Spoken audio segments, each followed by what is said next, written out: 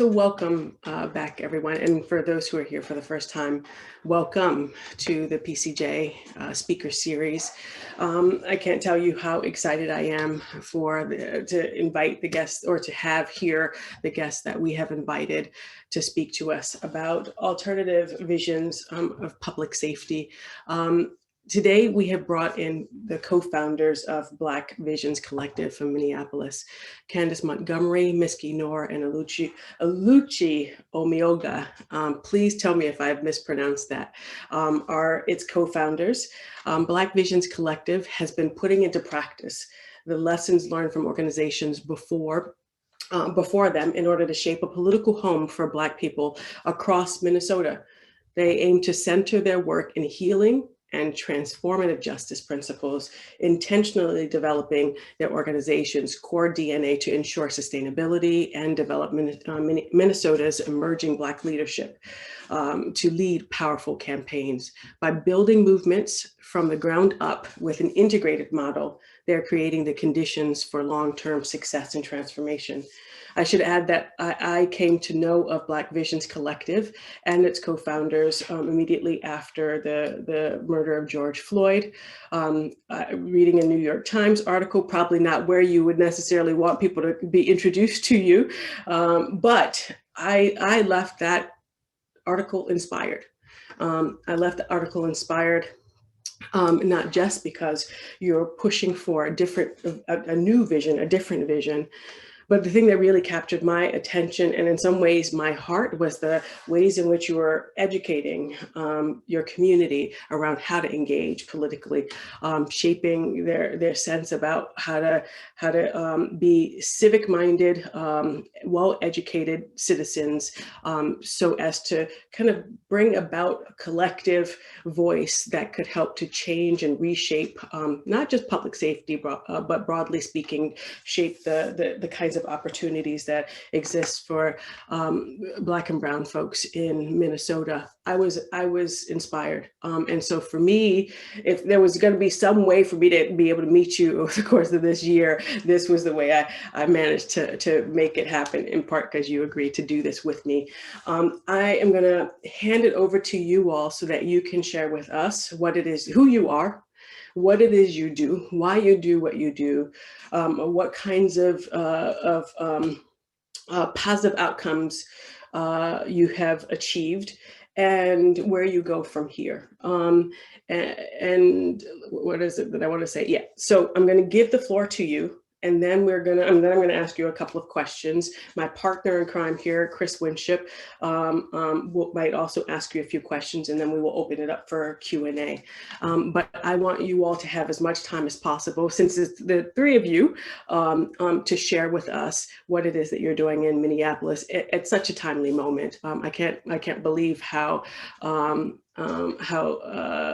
well we've been able to orchestrate this, not on purpose, so that you would be here to talk to us as the Chauvin trial is underway, and as there are all sorts of conversations about what is happening in Minneapolis in response to the George Floyd murder, and just generations of oppressive behavior towards Black folks in Minneapolis and Minnesota. So welcome, Candace Montgomery, Miski Noor, and Oluchi Omeoga. Is that right, Oluchi? Please correct me if I'm wrong. Yeah, you definitely got it. Thank you so much. Thank you. Hey, thank you. Oh, sorry, go ahead and jump in, Candace. This Zoom thing is always fun, right? Go. Okay, thank you. And can kick us off after you, Miski. Yes, thank you all for being here. Thank you, Sandra, for inviting us. It's so good to be here and get to be in conversation with y'all. The three of us are just gonna do some collective weaving and storytelling based on, and you can kind of think of the offering as of the answers as just a little bit of a guide, a little bit of a table of contents on some of what we're gonna hit, and excited to dig in with folks more after that. As mentioned, my name is Miski Noor. Candace, Oluchi, and I are 3 out of 7 total co-founders of Black Visions. And we're excited to be here with you today. My pronouns are they, them primarily, and I use he or she occasionally. And want to just do some like storytelling about how Black Visions even got to be here in this moment for y'all. Candace, Oluchi, and I, and some of the other co-founders of Black Visions actually come out of the lineage of Black Lives Matter. Some of us helped to start the Black Lives Matter Minneapolis chapter, and did a lot of that work, whether it was direct action and shutting down all of the highways in our state. I'm really still very proud of that. Or the Mall of America, or our airport, or whether it was doing political education. You know, that was a lot of the work that we were moving with BLM Minneapolis, including an 18-day occupation of the 4th precinct after, in November of 2015, Jamar Clark was murdered. We learned a lot of lessons there. There was so much like beauty and community.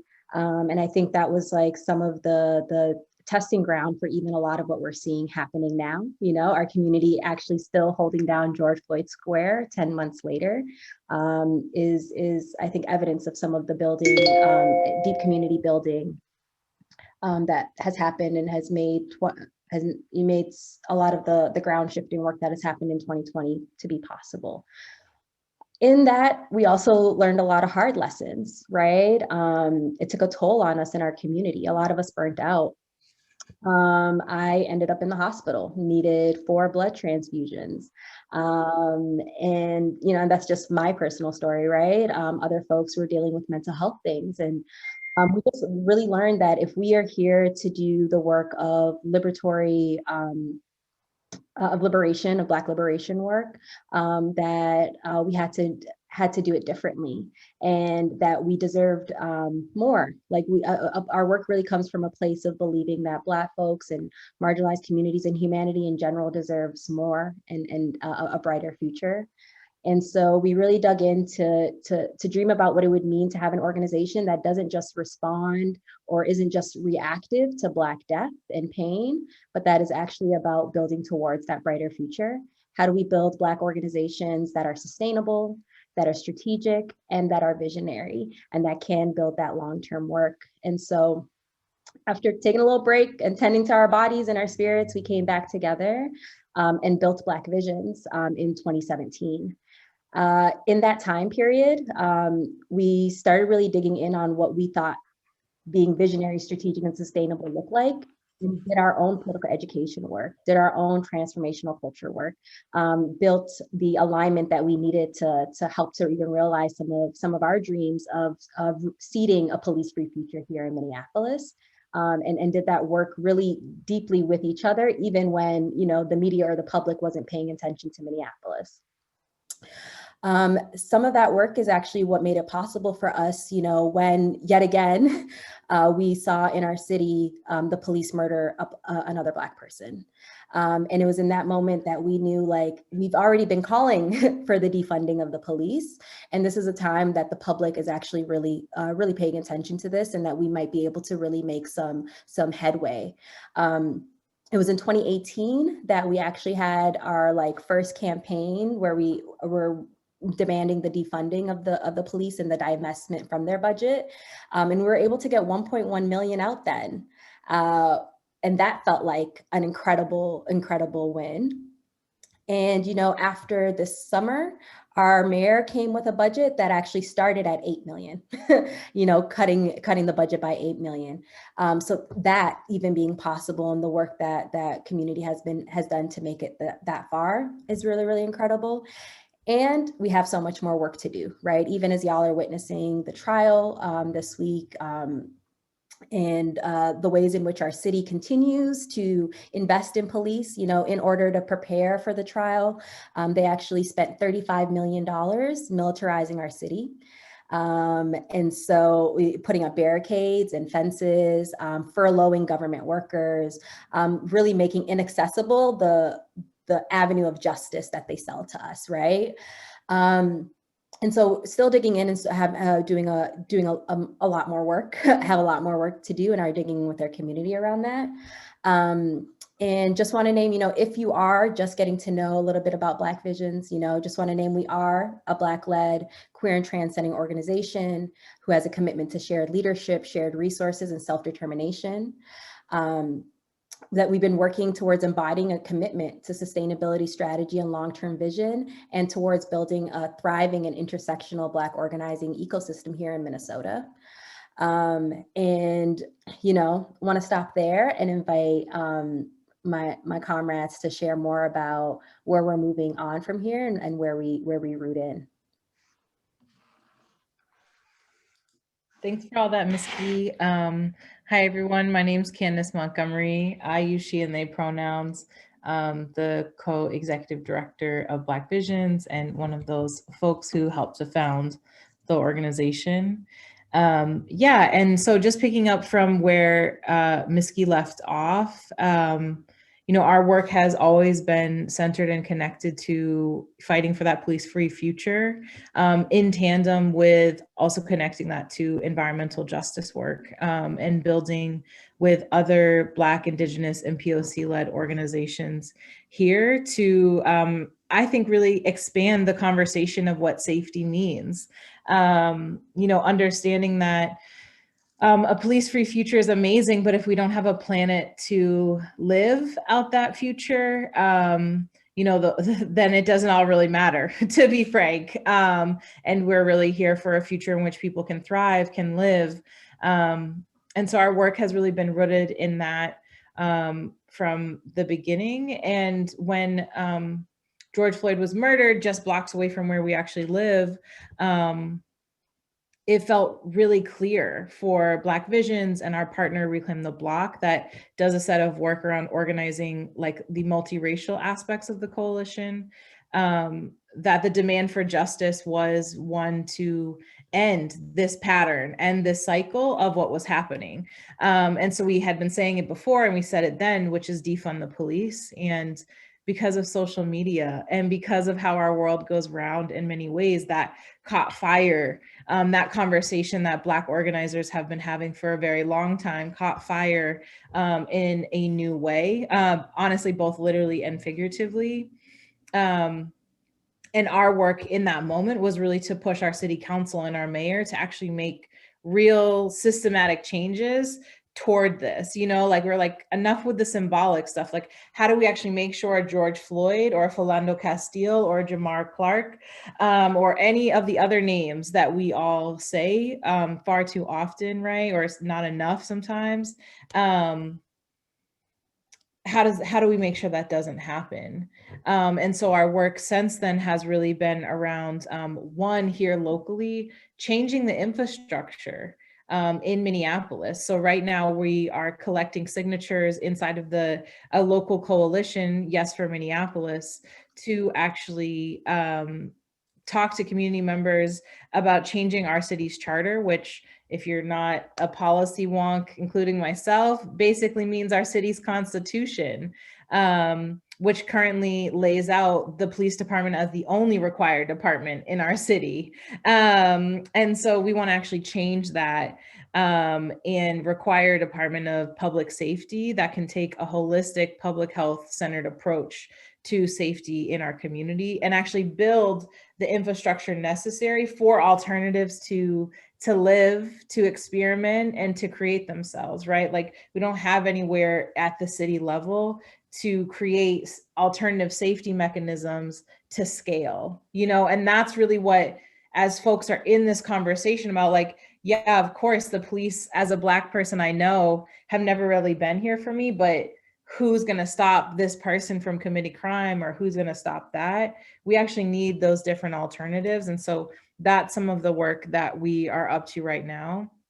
The other big piece is sitting with folks in fear, but also visioning. So what doesn't get shown in media is the amount of work, the amount of hours that it takes to just organize people to this point. Like, sometimes folks didn't know that we've been running a defund the police campaign since 2018. It didn't just spark out of nowhere. This seed has been planted, and now we need to plant new seeds around really talking to people about, yeah, police have been sold as our only option for safety for so long. What else do we want? And we're learning from our friends in the South, both the US and the global South, in implementing people's movement assemblies here to gather folks from all different types of communities to come together through political education and actually vision what we want this new department, but also really safety to look like in Minneapolis. And so I think to the question of like, where are we going? It's also with our community and really sitting with folks to determine like, what is that new vision? Because I think even as folks who have studied this, who are organizing around this work, we don't have all of the answers. And typical to how people respond to movements, we're being forced to have all of them when actually we're saying, let's start making these changes now and experiment together. And then as an organization, Black Vision's just experienced a lot of growth over this year, both in attention, resources, connections, and relationships. And so we're also rooting in with ourselves and our members and really thinking about how do we hold true to that original commitment that Miski offered. And I just think that's such an important story out of Uprising, because people are like, oh, look, this new shiny organization, you know, and what we know is that not everybody's going to be here in the same way in 3 years, but our members will, but Black, queer, and trans people in Minneapolis will, and that's who we're here for. And so how do we ensure that we can continue to plant and nourish those seeds in our local leaders? And that's like, you know, our core purpose. So I think that's just an important part of the story, an important part for people who are living at the outskirts of Uprising to understand that at the end of the day, when all the shiny stuff goes away, there are organizations who are really holding it down until that next big moment when we have to push things a little bit further again. So I'll stop there and pass it over to the one and only Oluchi to talk more about like, yeah, who and why do we root our work in the ways we do? Thanks, Bando. There is actually another Oluchi. She's a Sports Illustrated swimsuit model. It is not me if you're going to look it up. But if you do Google, I think I come up first. So just slight flex. Hey, y'all, my name is Oluchi. I use any pronouns. Today is March 31st. Happy Trans Day of Visibility. And I think that's important as we move through this conversation. So we talked a little bit about how we got here and where we're going. I want to talk about like who and like when we're talking about like storytelling, when we're talking about archiving our stories, who Black Visions actually chooses to uplift and center. So as Candace and Miski both talked about a little bit, we are a Black-led queer and trans-centering organization. And I think that it's important to say that because when we look at how we're actually going to get free, the work that it's going to take, we actually have to center those most at the margins, right? It's not rocket science to know that a Black woman both faces racism and sexism. And then when we take a look at trans folks, right, that transphobia is also included as well. When we take a look at disabled folks, ableism is also included as well. So as an organization, Black Visions really centers and uplifts those who are most at the margins. The second piece around that, that a lot of folks really don't talk about is this idea of this global identity of Blackness. So when we talk about what Black actually means, Black is a global identity, meaning people outside of the United States actually are identified as Black. I think it's also important to note that almost half, if not more than half of the co-founders of Black Visions are either direct immigrants or have parents who are immigrants as well. So at the end of the day, we all face racism, and then we also experience xenophobia and anti-immigrant sentiments as well. So when we're talking about like who we are centering in these stories, who we are uplifting, we think it's really important that we have these conversations and these discussions around what does this global identity of Blackness mean? What is transphobia and how do we actually combat that? How are we unapologetically in our politic and in our identities? And who are the people that we are actually uplifting, right? And we think that this is strategic, right? Because when we know that when Black trans women are free, we are all free, right? And we really want to paint this picture of like the folks who are actually leading this work, right? Are queer and trans women, non-binary folks, trans folks, and femmes, right? So even, sorry, I'm gonna pull back for a second. Even when we take a look at George Floyd, we also know that Breonna Taylor died March of 2020.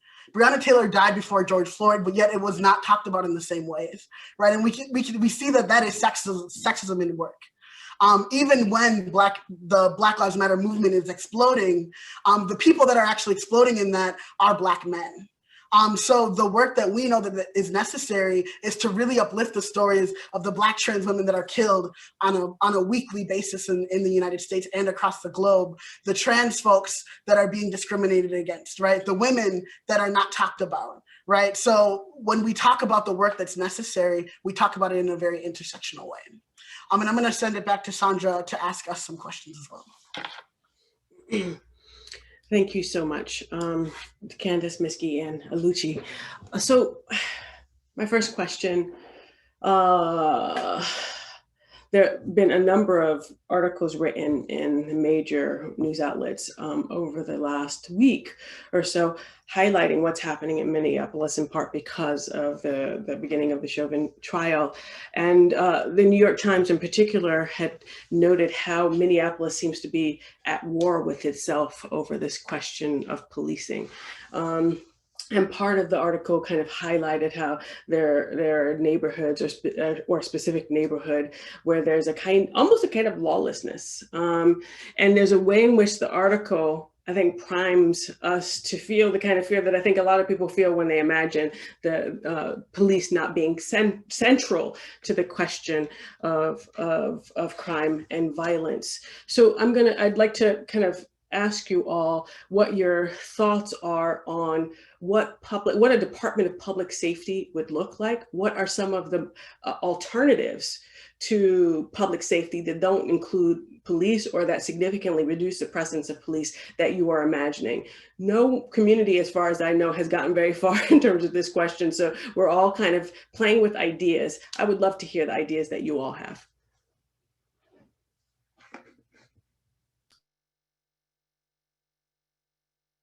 It's like, who will go first? I can at least start us off. I think the first thing that we know to be true in this entire piece is that we need a radical shift in how we allocate our resources. And so having a Department of Public Safety that also can support that is definitely part of my vision, or that department being able to work in tandem with other departments to allocate resources that maybe traditionally were spent in the police department towards things like housing, towards healthcare, towards living wage jobs. The same neighborhoods that are over policed are also sitting under the smog of a trash incinerator right now. So how do we actually really start to invest in some of those things? The other pieces of the department are having alternatives to the police. We want a different number that people call when they're in some type of crisis that doesn't need or require someone with a gun, quite frankly, right? Someone that is able to bring social services or mental health support, someone who's able to work with children, all of these different things. We actually want to get those to scale. And then the last thing is being able to invest in the folks who are doing community safety and intervention work right now. Again, I love to rant about the mainstream media, but what they didn't show everybody as they were showing the flames of Minneapolis is that every single morning after folks were protesting and taking arrests, there were folks coming and cleaning up the streets with their own brooms, their own trash bags. And that's happened for time and time, right? There are community groups that are nonprofits or different entities that have been doing community safety intervention work.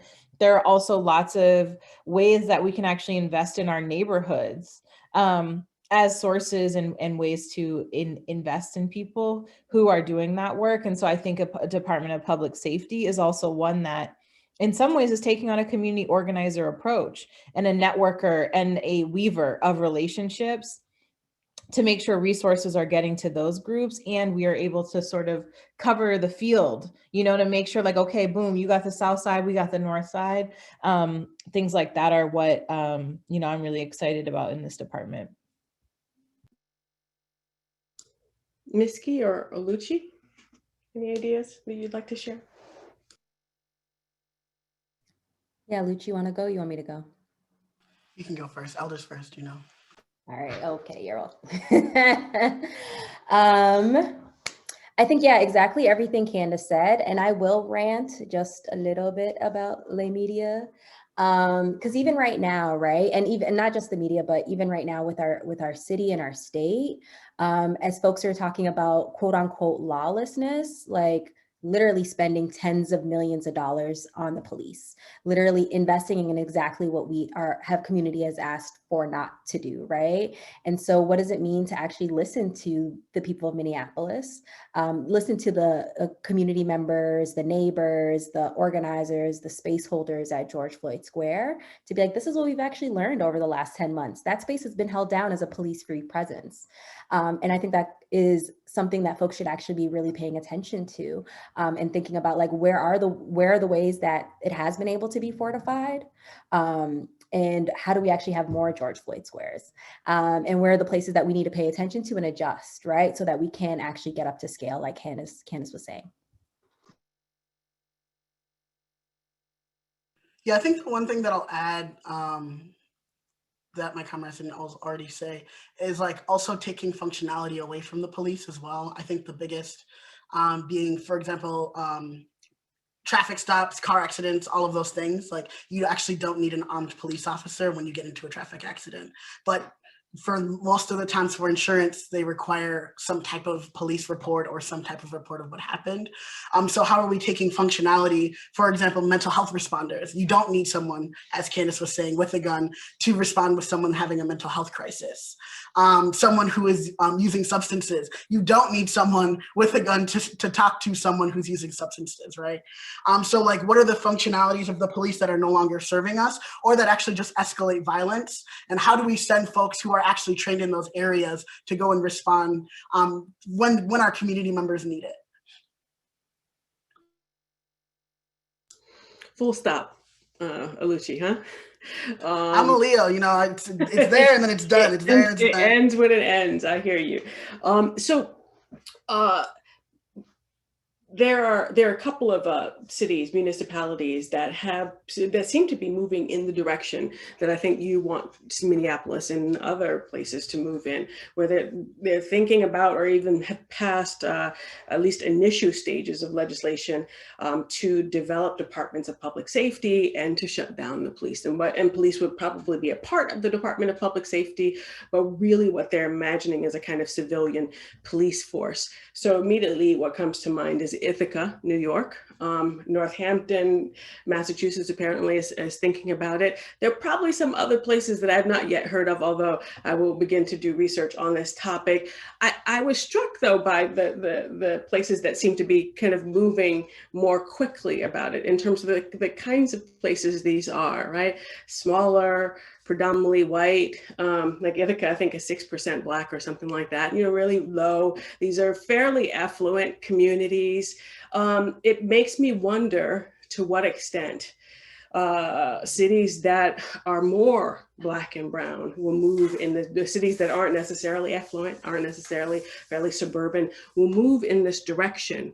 What do you think are the real possibilities in a place like Minneapolis or Chicago, or, well, dare I even say LA? I don't even imagine. I mean, that just seems pie in the sky. What do you think are the real possibilities here? In terms of moving in a direction where police really do, even if it doesn't become a police-free future, it will be a future where we see few officers walking the streets or riding in cars with guns, etc. What do you think is really possible here? Okay, now I'm going to be the teacher and I'm going to start calling on you. Oluchi, what do you think of the possibilities here? Ithaca, Northampton, do we add Minneapolis to that list? I mean, yeah, I think Black people are magic. And I think that not thinking that this is an opportunity for even places like LA is underestimating the power and the magic of Black organizers. People didn't think that last summer would have went the way that it did. We never thought that we would get any type of divestment. So I do think that like, as like smaller cities, it's definitely easier to make change. And also like racism isn't the same in Ithaca, New York. Actually, I went to school right outside of Ithaca, New York. But like racism isn't the same in Ithaca, New York as it is in Minneapolis and vice versa. But I do think that but in some ways, Oluchi, that's the point, right? Yeah. Will it happen in places where racism is like what you were used to seeing and feeling on a daily basis? That is actually my point. Yeah, so I think, I mean, so my answer to that question is, I do think that it is a possibility. And I think that even now, as we're continuing to have conversations, even the launching of Yes for Minneapolis, I think is a win, right? Regardless of if it gets on the ballot or not, regardless of if it is voted on in November and it passes or not, the fact that we're even able to have these conversations is a huge win. And I think that that is gonna continue on as we go forward. And like, I understand and know that I'm never gonna have to see the fruits of my labor as far as like a complete abolition of all of the systems of oppression that we face on with Black people. But I do know that what we're doing is making progress. Miski, did you want to add to that? Yeah, so I was gonna jump in. Yeah, you know, ditto the Black people being magic. I think what comes up for me around this question is like, regardless of the city, I do think there is so much possible, right? Like before May 25th last year, like, and that's the thing, like, let's talk about the, like, even talking about defunding as a path towards abolition, we were not the first people to say defund the police. Right? This has been a demand, abolition has been a demand in many communities. And so this is us pushing the work forward of like decades of work forward that folks like Ruth Wilson Gilmore have really thrown down on. And so I want to just like even shout out, you know, what has been made possible for us from the work that has already happened. And I think, you know, what, feels exciting to me, right, is even, yeah, some of the examples that you gave. And then there's also even, you know, Austin, Texas, where they defunded their police by $150 million and actually moved that money towards building safe and secure housing for unhoused folks, right? That's a great example of actually what's possible for divesting from these violent systems. And I think some of the mutual aid work that is still happening, some of these incredible mutual aid networks that have been created, right? Like this is what it actually means to practice abolition in real time through modeling collective care and showing how we actually show up for each other when our government continues to fail us, right? When we actually lean into the skills of transformative justice when harm occurs, when we actually lean into being into protracted struggle with working class and poor people to reimagine and therefore be able to build and embody the community in the world that we want to live through in the investments in these alternatives, like the healing, like the food security, like housing, youth programming, transportation, and so much more. And so I think like, for me, it's just, you know, I fully believe in just the possibility of transformation of our people especially.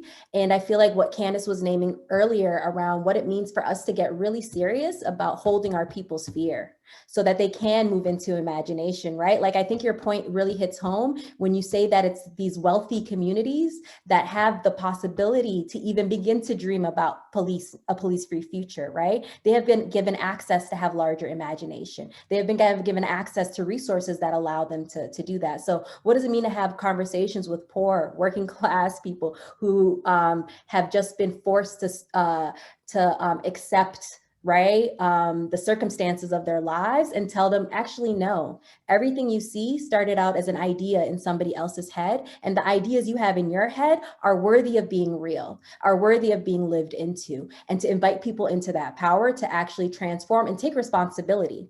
Right, Grace Lee Boggs tells us about the difference between when people the difference between rebellion and revolution, and what it means to take responsibility for framing our future and not just being like victims of what is actually happening, right? Like we get to still stand in our power and take that back. And I think the more we're able to be in that conversation with people, the more and more possibility and transformation will exist, not only in Minneapolis, but across the world.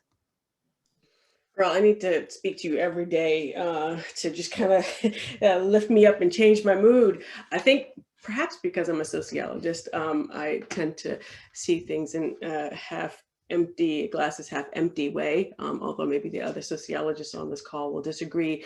But I hear what you say, Miski and Oluchi, and I suspect Candace would have said something similar too. And then I think about progress and backlash, progress and backlash. There's always this kind of movement, right? And we're already seeing the backlash happening, right? So for instance, Phoenix, we will have as a guest Councilman Carlos Garcia in about 2 weeks, talking about the work that he and Puente, Arizona has been doing over the past 10 plus years. And one of the things that he mentioned is that in Phoenix, their intention is to pass a law, if it hasn't already passed, that makes illegal protesting against it was protesting, period. Not surprising. Kentucky has already moved in this direction and makes it illegal to provoke police, whatever that means. And of course, this is not just happening in this country, this is happening elsewhere too. The Georgia legislature, surely in response to the fact that Georgia has somehow slipped into the blue category, has now moved to suppress the vote of Black and brown people with a whole host of bills, right? That has already been signed into law. We have the back and forth. Tell me about how it is that you see. So you're very optimistic. I appreciate the optimism, can get up in the morning and not feel depressed, but it's hard to also not pay attention to the fact that, you take 2 steps forward and you're being pushed 1 3/4 steps back at least. So tell me, share with me what you're thinking in response to that.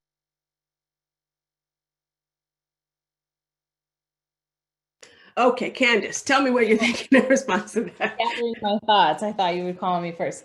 Yeah, I mean, I think that is like all very true. And, like one of the things is it is important to like actually look at the trends and analyze the conversations that we're having, like optimism aside, like we actually have people out every day talking to folks and in some ways studying people to be like, what is the way that this conversation is going to land with everyday folks who aren't attached to movements or aren't getting on Zoom calls every day, to really, so that we don't see as much of that backtracking.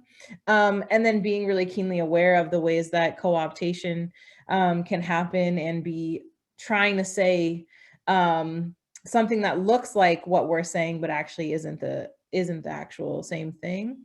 I will say that as far as how I think about how to push back on that is like one, understanding movement patterns and history, and rooting our work in that and thinking about, okay, what is actually most necessary? So I think, for example, right now, this would be a moment where we could be flashy and we could be mobilizing people and we could be getting thousands of people to the streets.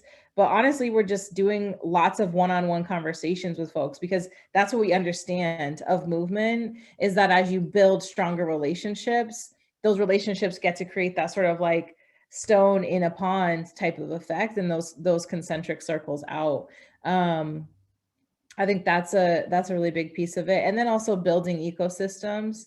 I think that what our movements are getting better at is being able to navigate amongst multiple worlds with a shared vision. So we're working closely with folks who are inside of the city, who have a shared vision and are like, okay, but I can't be the radical ones out here passing out, protest gear, but I have a role and I have a lane and we're thinking about the same thing.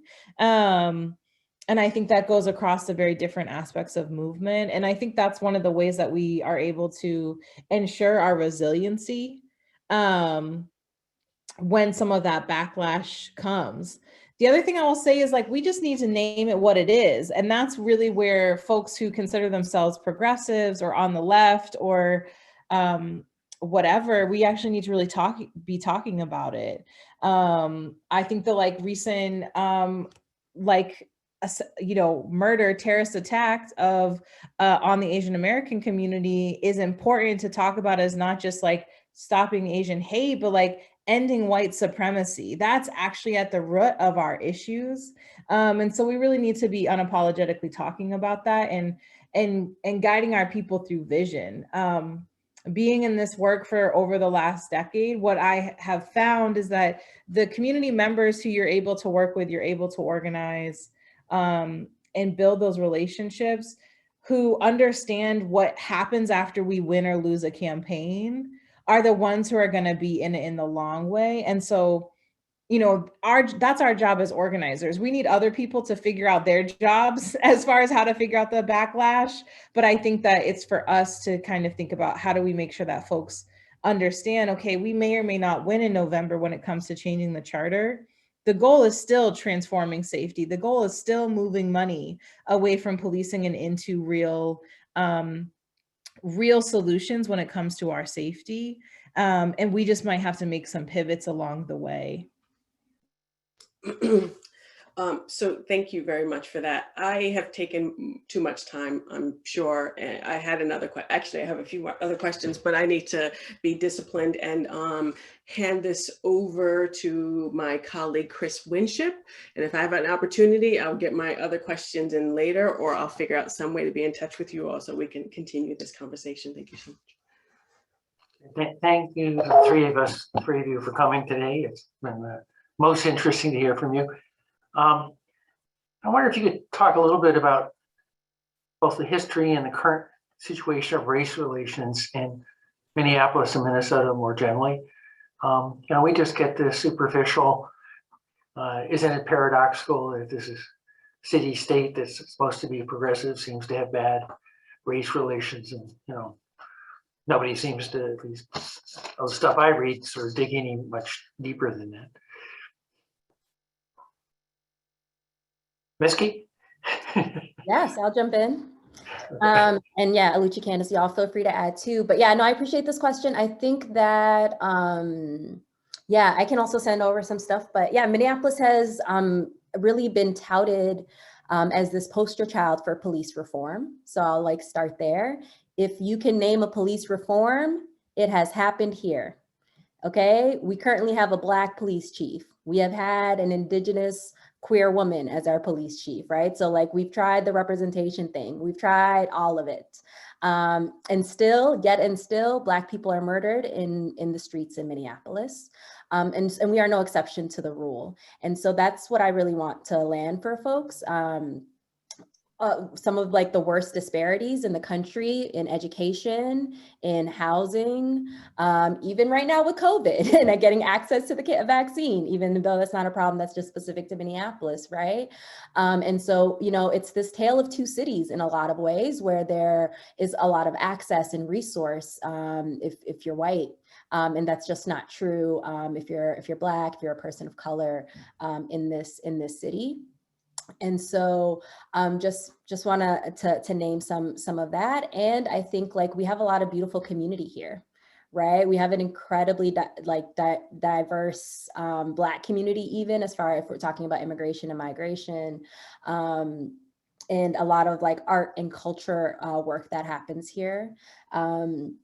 To actually move us towards the transformational future that we need. But yeah, I think anchoring in on what is actually the lived experiences of folks and how the police function to actually enforce some of those circumstances here in Minneapolis is key to just name for folks. Yeah, I will also add, if that's okay, as far as a little bit of the history as well.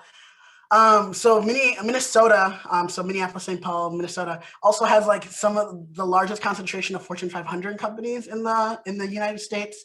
But the wealth disparity between households for Black families and white families is also the biggest, I think, other than Chicago and Milwaukee. And I think another important point to make as far as the history of Minneapolis, St. Paul, is when the interstate was coming in, so 94, specifically, that goes all the way from the West Coast to the East Coast. 94 actually directly went through a very predominantly Black neighborhood called the Rondo neighborhood in St. Paul, and completely displaced all of the Black people in that neighborhood to now, which is now North Minneapolis and Brooklyn Park area, which also we see has some of the worst racial and wealth disparities in the whole city.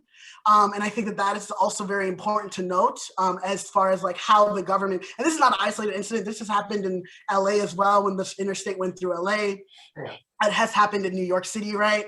But just how the government really picks where they're going to be building new infrastructure that benefits white families, but completely destroys Black households and Black families, how Black families were unable to actually purchase property. And like just also like the ways in which white supremacy works on a governmental level, as well as like a personal level as well. So let me ask Candace. I want to push on a question that builds on an earlier question of Sandra's, which is, in this imagined future, how do you see, homicides and violence being dealt with? I mean, your homicide rates are way up this year. Your homicide rates are about in the middle for what they are for the country.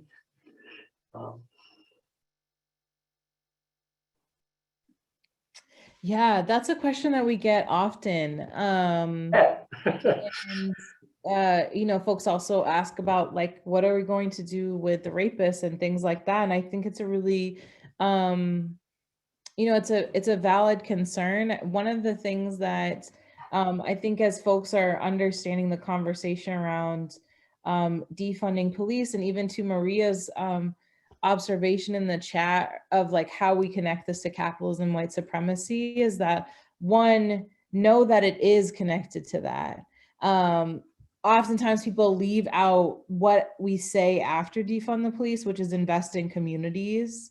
And so to the, and that is inherently a conversation about racial capitalism, because we're talking about a certain set of communities that instead of investing in their housing, their safety, their opportunity for work, all those things, we invest in over policing them. And that really connects to your question, because the other piece is that it's a transition, that abolition, defunding the police, divestment strategies are part of a transition and not just a shift in how we see our systems, but also our culture, which is really shifting us to a culture of care. One that says, actually, the most important thing when I think about a community is not how inconvenient homeless people may be to my sense of safety, right? But like, what do those people actually need to feel dignified, to feel respected? And that is a transition that's going to take time. As an abolitionist, as a young person, even an optimist, I'm like, yeah, I want that stuff now, because I believe that, my ancestors, which like my folks are from the South, originally, especially, like, we have been waiting, far too long. And I think all of our ancestors we've been waiting far too long. So I think there's an urgency. And also I think it's really important to understand that is a transition. And so part of that transition is actually figuring out, one, what are the conditions that actually create or breed these types of behaviors in people.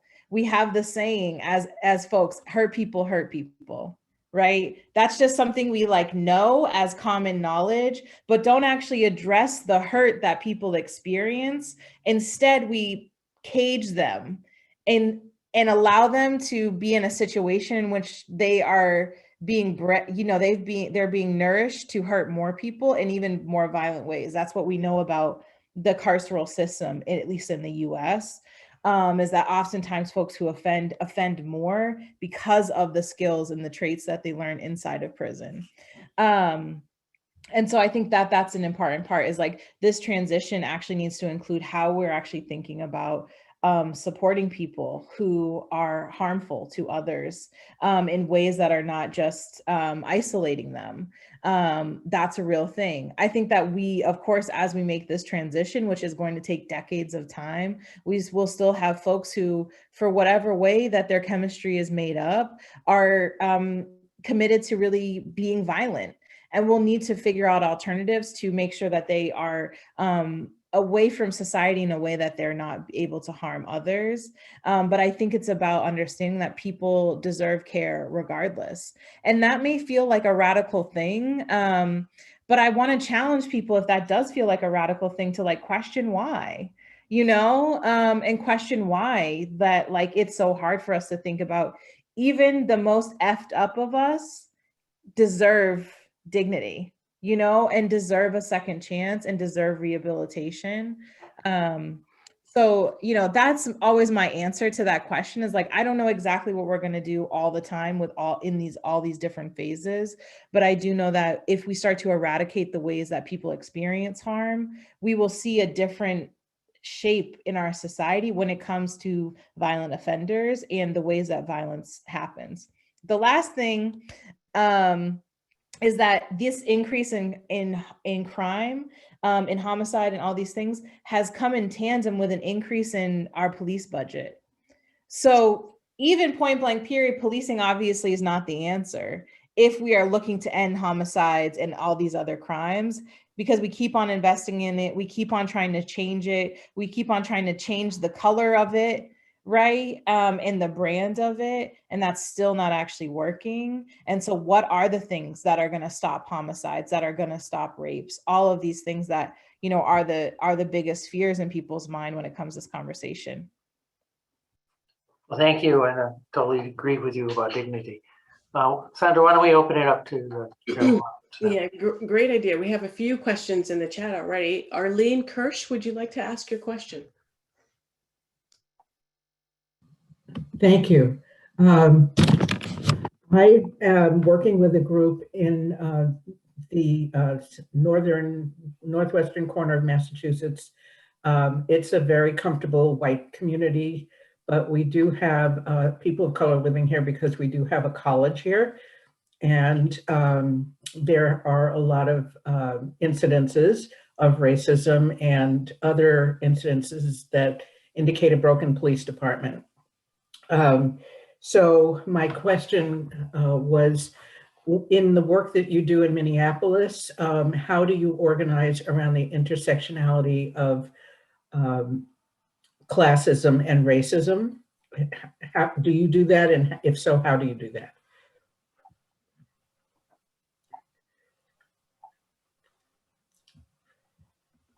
I'll let my comrades respond, but I will say that I went to UMass Amherst, so shout out Pioneer Valley.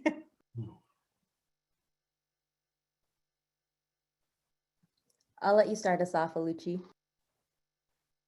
Yeah, I mean, I think that, like, as far as specifically doing work and campaigns around the intersection of classism and racism, I think that, I mean, when we talk about safety, I think it's inherent in how we talk about it, who we're centering, who we're uplifting.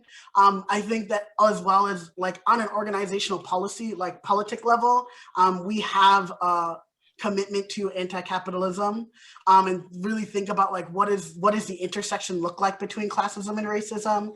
And I think that as well, trying to think about like specific campaigns that we might have.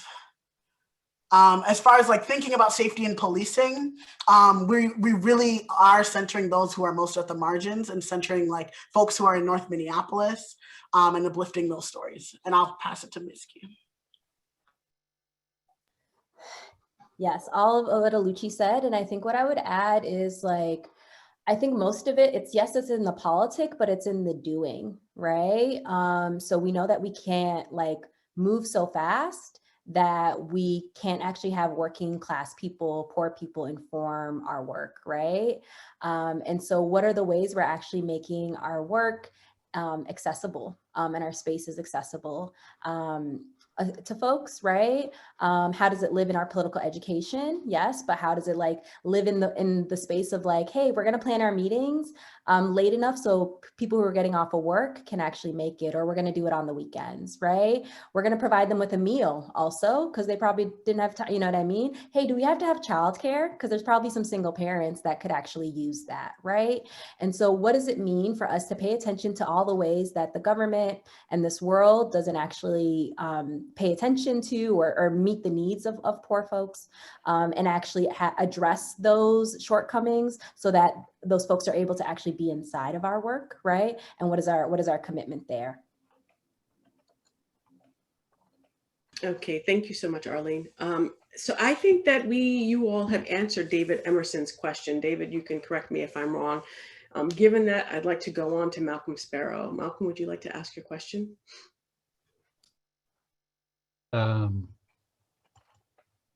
Susan, I would be happy if you read it as it's in the chat, if that's okay. I can certainly do that. So Malcolm says, I would like to pose this question to our guests, as I believe they propose a police-free condition as their organization's ultimate goal. If you could have a well-trained, professional, disciplined, compassionate, and diverse police department skilled in de-escalation and non-violent intervention methods, would you prefer to have that? Or would you still prefer to shut down police completely, assuming the entire institution of policing in America to be irredeemable? I can jump in. Yes, it is irredeemable. That is the whole answer. No, but I will expand a little bit. So here, this goes back to what I was naming about imagination and like getting to dream about the future that we want. When I dream about the future that we could possibly have, and I could have all my wildest dreams, I don't imagine taking the rotten institution of policing with me. I imagine that we get to have something new that we get to create with each other. And I say the institution of police is rotten and its roots are rotten because if you actually go back into the history of how police was created in this country, the institution of policing was created in this country. It was created because police were actually originally slave catchers who were returning Black folks fleeing freedom, fleeing for freedom, and would actually grab them up and return them to slave owners, right? The other purpose of policing was actually to bust unions, right? To make it so that workers couldn't collectively organize for their rights. And so I imagine something that is not rooted in those things that actually is capable of keeping us safe. And if I'm going to speak to Minneapolis in particular, our policing institution has existed for 154 years, and for 154 years failed its mandate to keep our people safe. And so we deserve something new and fresh, and that we don't actually have to take on the weight of the violence and the terror that the police manifest. And so yeah, I'll stop that there. Oluchi, Candace, would you like to add to, or are you good? Yeah, the one thing that I will add to is that policing is also just one aspect when we talk about it, right? Because policing is contingent and they are also agents of the state, right? So they also feed into the carceral system as well.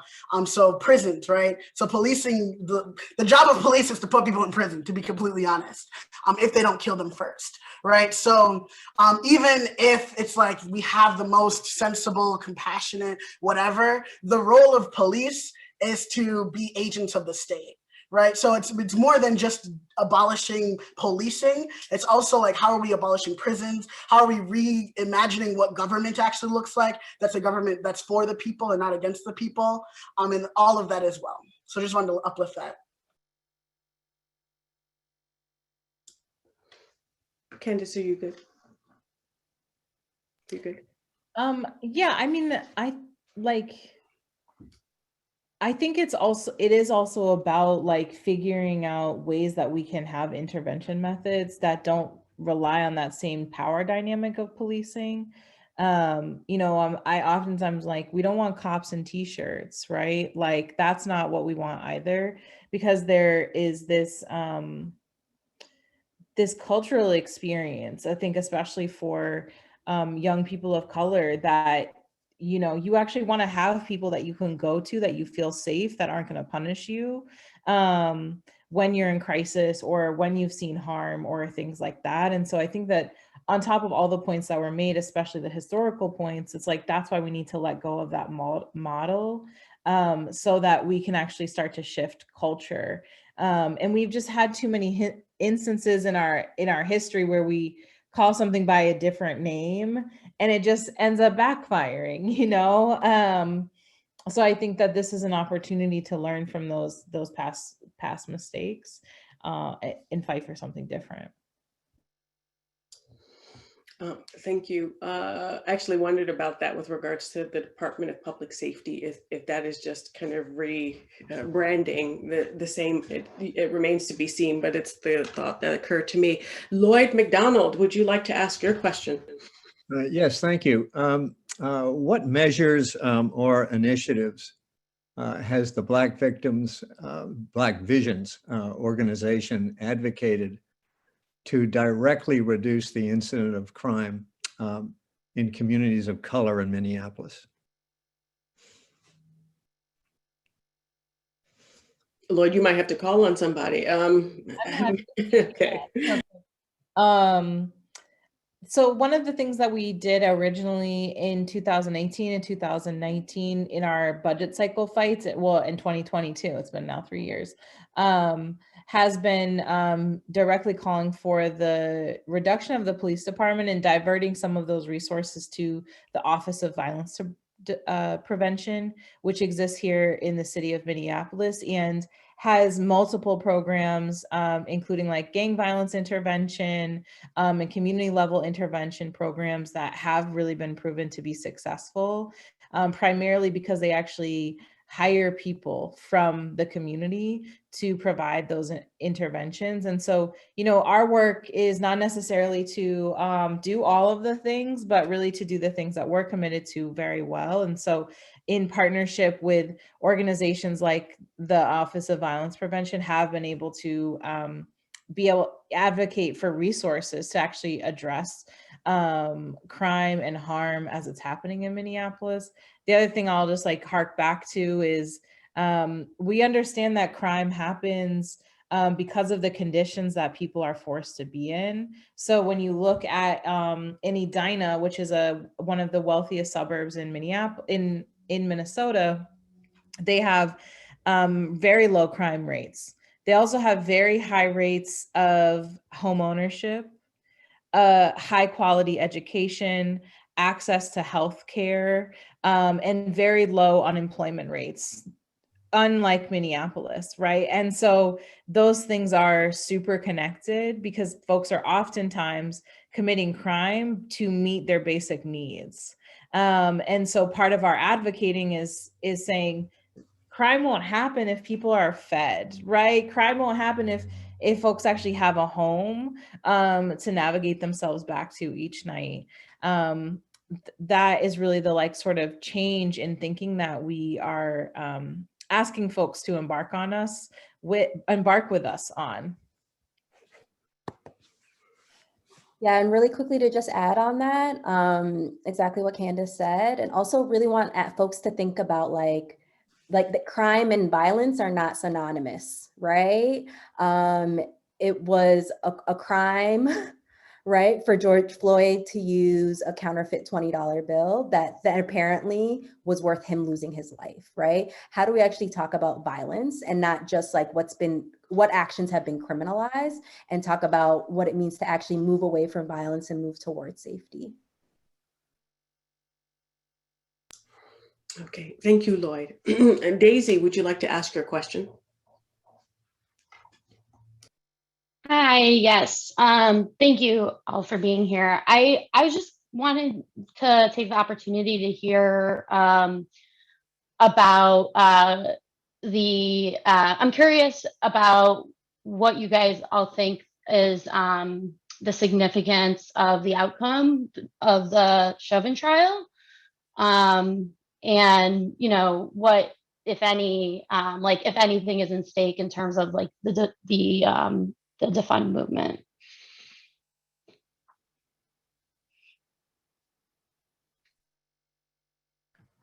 I can jump in and my comrades can add. So locally, I'll just say it's, I mean, very heavy here. It feels like there's a different like weight or like conversation happening nationally than is happening locally. Locally, you've got some folks who are really plugged into the trial, and just, and even with that, just moving through a bunch of like either secondary or tertiary trauma, right? And who are inside of the process. And then you've got some folks who are just like, I can't engage, that's too much, right? And then we just have the pressure of like just media spectacle, right? We got reporters from Switzerland who are just living here now, okay? And so there's just a bunch of that's happening. And I think what feels at stake is, how is our community going to move forward from here, right? Like, I think we've had so many good conversations about defunding the police.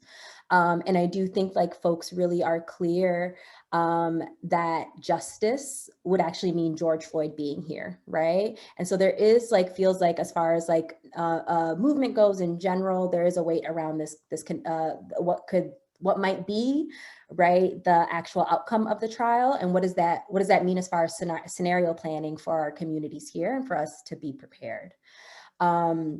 And so what feels at stake, right, is us actually continuing to be in this conversation, right? Like the trial is important, and we're supportive of the family's demands, and that the family is trying to pursue justice through this, because we know that George Floyd is not here both because of individual and institutional action, right? And we really want folks to still be focusing on the future, right? This is decades long. What does it mean to reimagine safety and be in that conversation and continue to have those one-on-ones and build a community mandate and a community definition, right, on what safety in Minneapolis actually looks like and means to us, so that we can move that forward. And so what feels at stake is folks thinking that, whatever happens with the trial is the end of it, and making sure folks know that it isn't, and that this is a long-term fight, and that we still need them in this fight for justice for George Floyd, for keeping George Floyd Square open, and for actually moving us towards a police-free future. Okay, well, because we are running out of time and I want the other folks to get their questions in, how about we move on to Felix, who actually has one of the questions that I wanted to ask you. So I'm happy that Felix is offering his question. Felix, do you want to ask for yourself? Sure. Thank you guys for being here. I'm an immigrant, but Minnesota is the first place I lived in America. I lived in Roseville. And so just hearing about the work you guys are doing to improve that community means a lot.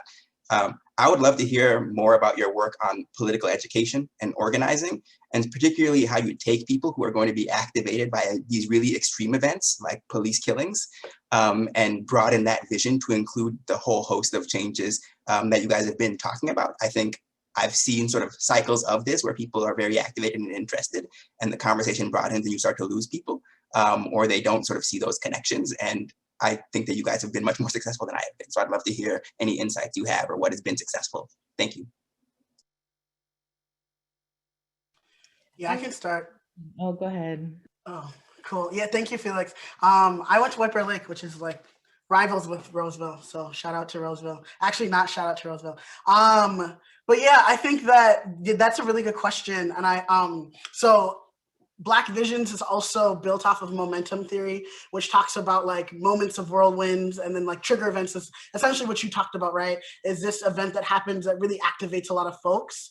And then the next phase of that is like absorption. So how do we actually take those folks who are really listening and engaged, and how do we actually do the political education that's necessary so that we can sustain that engagement, right? And then we can build actual movements that move people. And I think that's what we saw last year in June too. So yeah, we have political education a lot with our members. So to actually become a member of Black Visions, you have to go through queer Black feminist training, or like a queer Black feminist orientation, which talks about like intersectionality. It talks about like folks' specific oppression in different spaces. And we also do like trainings around like classism and capitalism and how that affects our people as well. We do trainings on a multitude of other things, and really engaging folks and like thinking about how these systems affect us. Last year, we also did a lot of trainings on like what is abolition and Abolition 101. We did those like very regularly, and we also did training for trainers, meaning we trained different organizations and individuals on how to give Abolition 101s to their constituencies as well. And we did those all last year during the uprisings. And yeah, I'll fully stop, but I'm going to pass it to Candace to talk a little bit more. Also, Sandra, now you made me self-conscious about how I just stop sentences, and now I'm not trying to stop sentences like that. I just want to know when it's happening. Hello. Thank you so much for this question, because I think that this is like at the heart of our work and is truly like what keeps me in the work are those moments. And one, I'll just say, Felix, to your point, like, I think it's a challenge of our movement time right now. Like, I think that we all, and I don't think Black Visions is perfect at it, and I actually think we have a lot of growth here. But in the age of social media, when it's, people are getting bachelor's degrees in sociology, it seems like through Instagram, of like, just being able to break down major systems by the age of like 17 is pretty incredible. And so we have intellectual activists, but not actually folks who are on the ground doing the work, coming through to build. And we know that that's actually necessary.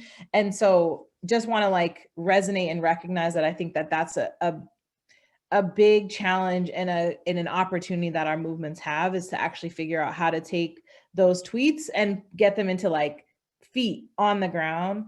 The other things I'll just add to what Oluchi says is like, we integrate political education in a lot of the things that we do.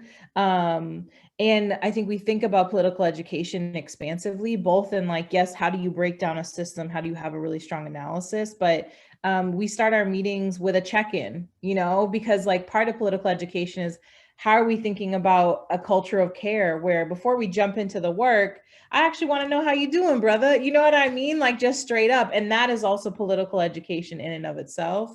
The other thing that I think we have found is successful in absorbing new people is also finding ways to create cultural events that feel rooted in our politic and in our work, offer people an opportunity to take action, to get plugged in, to do whatever, but also are like fun and joyous. Some of our first work was having monthly or bi-weekly Black Joy Sundays. This Sunday, as part of a response to the trial, but also a celebration of getting 20,000 people to sign a petition to eliminate the requirement of a police department, we're having a love fest, right? To bring in healing, to bring in love. And as a Black person who lived in Minnesota, there aren't actually a lot of spaces where Black people get to be together and be free and be joyous. And so in that is also political education, to be like, oh, it's not just about this thing over here, it's also about this. I'm interested, and I think that's how we kind of hook people in a little bit and are able to bring people further, is by actually modeling what we're talking about when we're saying this vision of safety and, imagination and all these fluffy words. It's like, no, concretely, it actually can be this good in real life. And you want to join the winning team that's making it happen. As organizers, that's what we're often trying to do. Okay, great. So we have time for one more question, and really not so, but we're going to hope that you will stay with us anyway. The final question goes to Frank Hartman. Frank, would you mind asking your question? Sure, it's more of a comment than a question. First, it seems to be that you're exactly right in terms of trying to get change in the city charter, because so many of these issues go back to budget. And when there's a budget that's, malleable or a flexible amount, it goes away. And so the very kinds of things that the police do now, which they maybe need not do, somebody else should be doing it. If that could be part of the city charter, it feels that's exactly right in terms of your emphasis on that. The second is, sometimes you feel utopian, and I find that unhelpful in terms of it's vague, it's far distant, but you actually add to the conversation helpfully, this is going to take decades. And so I would find it helpful, maybe others would find it helpful, if there were a 25-year plan. So instead of sometime in the future, if we said, where do we want to be by 2046? What are the issues of the community and who would be addressing them? Where would we want to be by 2031? It would just give me and maybe others something more concrete to talk about and to grab hold of. And so I would love to see a 25-year plan in which you say there's far less police activity. You have a lot of issues to think about that. The last thing you want from police is that all they do is deal with violence, because that makes them violent. You say, whoa. And so I'd love to hear a 25-year plan at some stage, not at the moment, obviously. It would just help me and maybe others, I don't know, think about where we're going step by step by step. Thoughts on that, Candace, Miski, Oluchi? Can you imagine a 25-year, 10-year plan even? We could start there. Yeah, start somewhere. What would you imagine would be possible in 10 years, 15, 20, 25? I actually kind of like the idea to kind of, and then you work towards that. So what are your thoughts? Yeah, I think that's interesting. That's an interesting way of thinking about it. Regardless of what the 10, 25, 50, 100, 200-year plan is, the North Star always has to be a utopia, right? I am not working so that one less Black person is killed every year. I'm not working so that one less Black trans woman is homeless. I am working for the liberation of all of our people, right? So Frank, I appreciate the context and the concreteness. And I also want to push folks to be able to be visionary and think about when we are working on the policies that are necessary, those are policies towards abolition. Those are policies towards a police-free future, right? And as a Leo who also has a Scorpio moon, I am very good at getting people to think about okay, yes, we can specifically take mental health services outside of the delegation of the police. That is a concrete task. And also, how is that specifically towards the goal of liberation and the goal of all of us living together, right? I'm not gonna do a full stop because I know that you said that multiple times, but that's all I had to say. That's really all I had to say. How do we reorient it instead of oh, let's do what is a 25-year plan? It's what actually is going to get us towards the vision and the future that we seek. Candace and Miski, would you like to add, or are you good? I just want to say, I did say decades, but I didn't mean that we should take decades to get there. I do absolutely mean that we should be calling for drastic change immediately, because even in a 25-year plan, at the rate in which Minneapolis is going in terms of killing Black people or unarmed people, that is at least 25 people minimum.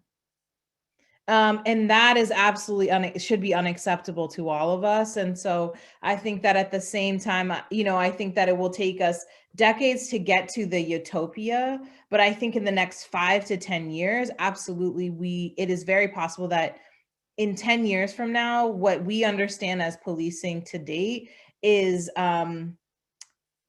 non-existent, so that the young people who are coming up, my nephew who was just born a few months ago, I imagine him to not really ever be old enough to fully understand or grasp a world in which police existed. And so I'm by 10, he's going to be checking on these things, right? And understanding them more. And so that's how much time I'm giving myself. I think in the next 5, cities and municipalities need to make drastic divestments, at least by half, when it comes to the police department. And so I do want to name that as I think it's a transition, but it is a transition that we need to start now, because we are doing it in decades after centuries of harm and violence that we need to repair. Yes, plus to all of what my comrades said, and just to like even land it for Minneapolis, like part of why we're learning from our comrades in the South and moving into a People's Movement Assembly this year for the rest of the year, right, is so that we can get clear on what safety means to people right here in Minneapolis, right? And so once we collect that, once we actually say, hey, this is what the 5-year, 10-year, 15-year plan looks like, you know, we want to actually build that plan with our people. That plan can't just come from us, right? This is why we're doing like this deep engagement. We need everybody in Minneapolis to be like, this is what makes me feel safe. This is who I need to build a relationship with. This is how my block handles safety, and actually build that out to scale. And so that's the work we're inside of right now, to get really clear with our people here, and want everybody to get clear with the people you're in relationship with, what safety looks like to you, so that y'all get to actually frame that for your cities, for your hometowns, and actually dig in with each other so that that is possible 5 years from now. So we're well past time, but I do have one last question from the chat. Why is Black Vision so dope? That's the question. For each of you, please go and explain. Okay, you probably won't want to do that. I agree with Mercedes Fulbright. You guys are dope. I want to use those terms, but still, yes, absolutely. Thank you all for a really incredibly enlightening conversation. I really appreciate you showing up and sharing with us your experiences, your hopes, your vision, and the ways in which you think you will realize it. I hope to be in touch with you in the coming weeks, months, forever, if possible. And please do reach out to me if there's anything that I can do, the PCJ can do, in order to further your cause. Thank you so much.